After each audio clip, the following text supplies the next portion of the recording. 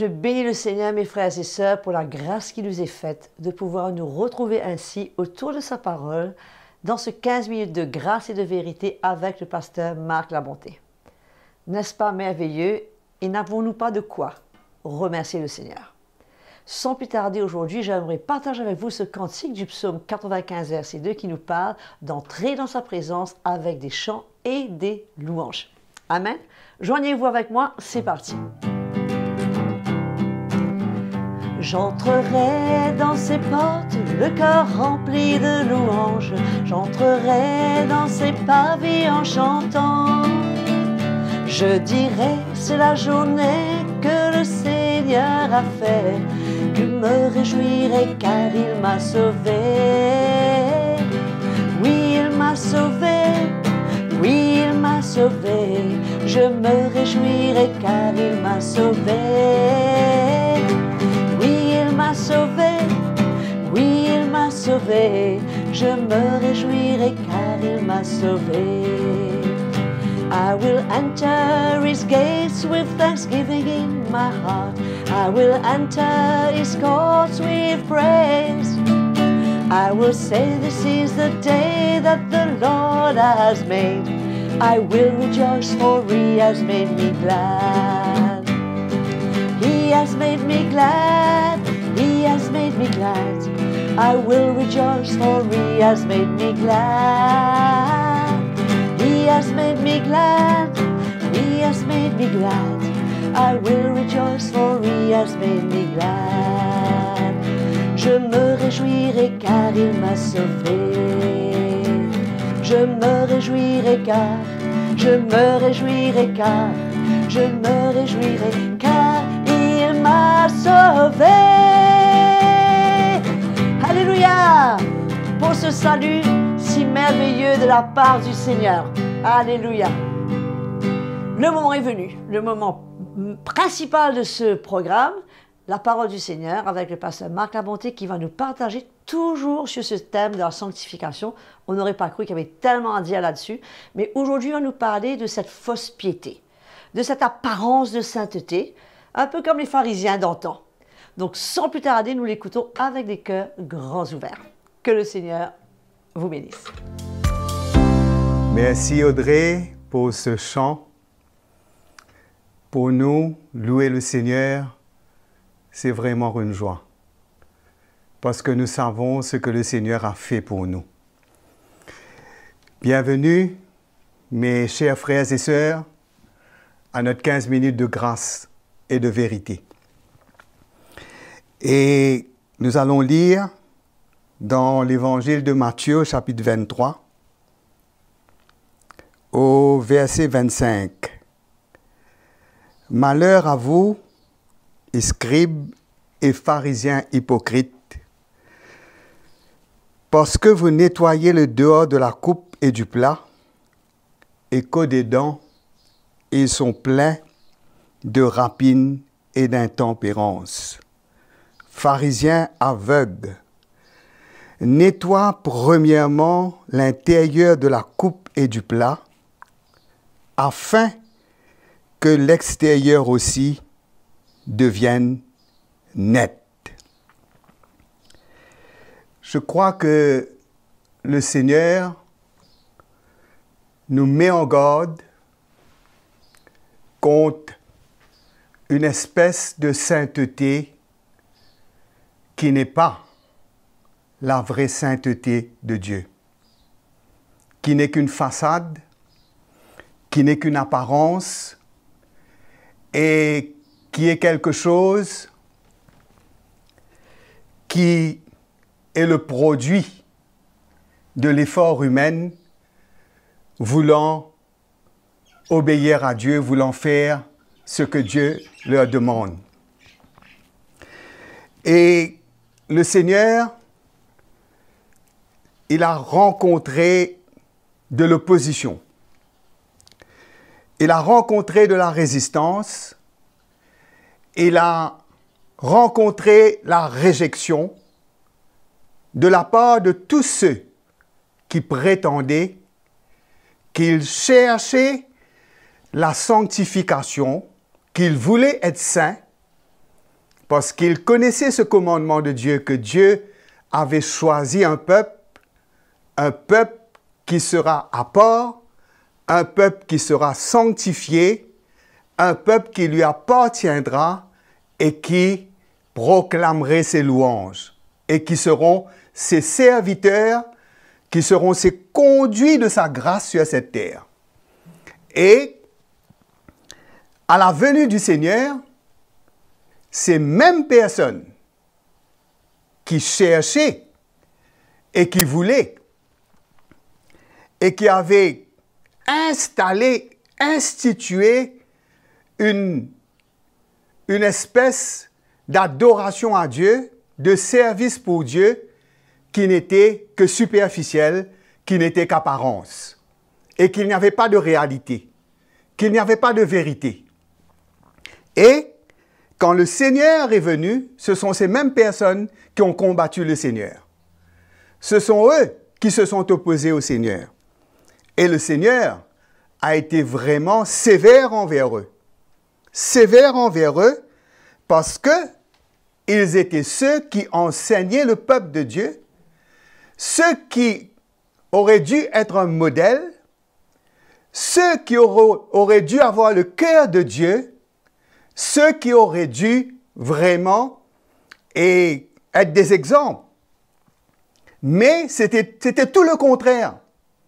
Leur cœur, comme Jésus dit, qu'est-ce qu'il nettoie le dehors de la coupe et du plat, et au-dedans, c'est plein de rapines et d'intempérance. Ce qui veut dire que leur sainteté n'était qu'extérieure, qu'ils n'avaient que l'apparence. Et la parole de Dieu nous dit la façon qu'ils s'habillaient. Ils portaient des larges phylactères, ils avaient des longues franges à leurs vêtements, hein? Ils avaient une façon spéciale de s'habiller. Ben, ils se prenaient pour des gens qui sont spéciaux. Ils avaient de l'orgueil spirituel. Ils se croyaient vraiment spirituels. Ils avaient une apparence. Et la parole de Dieu nous dit clairement qu'ils aimaient la première place dans les festins, les premiers sièges dans les synagogues. Ils aimaient être salués dans les places publiques. Ils aimaient se montrer. Ils aimaient montrer aux gens qu'ils étaient pieux, qu'ils étaient saints, et ils se prenaient supérieurs que les autres. C'est une relation qui était infecte au cœur de Dieu, que le Seigneur ne supportait pas parce qu'il n'y avait point de vérité. Il n'avait pas vraiment l'amour pour Dieu. Il n'y avait pas vraiment cette soumission à Dieu. Il n'avait pas vraiment la connaissance du Seigneur. Il ne connaissait pas le Seigneur. Et la parole de Dieu nous dit, quand ils disent et ne le font pas. Ils parlent de Dieu sans le connaître. Ils parlent de Dieu sans vraiment avoir une relation avec lui. Ils parlent de Dieu sans que vraiment leur cœur soit pour le Seigneur. Ils disent de faire des choses, mais eux-mêmes, ils ne le font pas. Hein? C'est une hypocrisie. C'est une prétention. C'est une relation, c'est une sainteté extérieure. Extérieure, qui n'avait aucune valeur devant Dieu. Qui n'avait aucun prix devant Dieu. Parce que leur cœur n'était pas vraiment pour le Seigneur, pour honorer le Seigneur. Ils ne cherchaient qu'à s'honorer eux-mêmes. Hein? Ils prenaient l'honneur qui était dû à Dieu. Au lieu d'emmener les gens à honorer Dieu, ils emmenaient les gens à les honorer eux-mêmes. Au lieu d'emmener les gens à regarder au Seigneur, ils emmenaient les gens à regarder à eux-mêmes. Ils faisaient des longues prières, la parole de Dieu nous dit. Ils faisaient des longues prières pour être vus des hommes. Pour être vus des hommes. pas pour toucher le cœur de Dieu, pas pour recevoir vraiment de Dieu, pas pour connaître ce que Dieu veut et pour faire ce que Dieu veut. Il faisait ses prières, il n'y avait pas de sincérité dedans, hein? Il n'y avait pas de sincérité, il n'y avait pas une vraie recherche de Dieu. Et qu'est-ce qui se passait? C'était rien que pour les yeux des hommes. Ils cherchaient leur propre gloire. Et Jésus les a repris, il les a repris sévèrement. Et le Seigneur a dit, ben, pharisiens aveugles, nettoie premièrement l'intérieur de la coupe et du plat, afin que l'extérieur aussi devienne net. Je crois que si Dieu fait quelque chose dans notre cœur, mes frères et sœurs, ça va se refléter extérieurement. On ne peut pas connaître le Seigneur vraiment dans notre cœur et vivre une vie dissolue. On ne peut pas avoir une vraie relation avec le Seigneur et vivre dans la rébellion et vivre pour sa propre gloire, pour son propre honneur, pour ses propres intérêts. Parce que la sanctification, c'est faire mourir nous-mêmes. C'est de nous humilier, c'est de laisser le Seigneur nous briser et nous former, c'est permettre à Dieu de nous purifier, de nettoyer l'intérieur. Une œuvre profonde dans notre cœur, pas de marcher avec le Seigneur dans une frivolité, marcher avec le Seigneur dans une superficialité, mais c'est de vouloir vraiment chercher à le connaître, à s'identifier avec lui, à mourir à nous-mêmes et à laisser le Seigneur vivre au travers de nous. Mes frères et sœurs, nous devons faire bien attention, tout en étant des enfants de Dieu,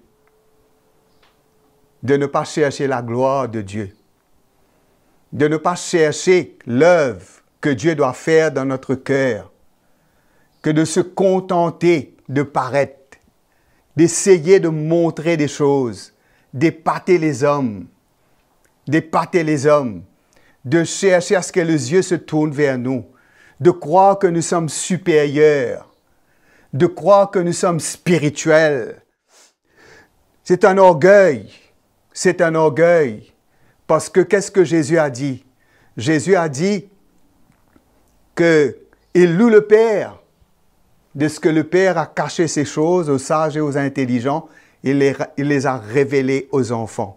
Si nous voulons saisir le royaume de Dieu, si nous voulons vraiment recevoir le cœur d'un fils du royaume, d'une fille du royaume, si nous voulons être identifiés au Seigneur de ce royaume, à Jésus-Christ, nous avons besoin vraiment de nous identifier avec lui, d'être prêts à mourir à notre instinct charnel, de nous débarrasser de tout fardeau et de nous exposer devant Dieu, d'être prêts à ce que Dieu puisse révéler en nous ce qui est ténèbres, emmener cela à la lumière et enlever cela de nous afin que sa lumière brille en nous. C'est une œuvre extraordinaire, c'est une œuvre en profondeur. Je vous remercie d'avoir été à l'écoute. Je suis sûr que le Seigneur vous a encouragé. Mes frères et sœurs bien-aimés, à la prochaine fois. Je suis certaine et sûre que vous avez été bénis et encouragés. Mais l'essentiel, c'est de savoir que nous ne sommes pas encore arrivés au but. Il y a encore d'autres programmes sur ce même thème qui vont suivre, toujours avec le pasteur Marc Labonté. C'est pour cela que nous vous encourageons, partagez autour de vous, faites connaître ces programmes, écrivez-nous toujours à l'adresse qui est affichée sur votre écran et surtout, n'oubliez pas de vous abonner sur notre adresse YouTube CTMI. Je vous donne donc rendez-vous pour la prochaine session avec le pasteur Marc Labonté et surtout, soyez nombreux car je suis certaine que le Seigneur a quelque chose de très spécial pour chacun de vous. Je vous vois très bientôt.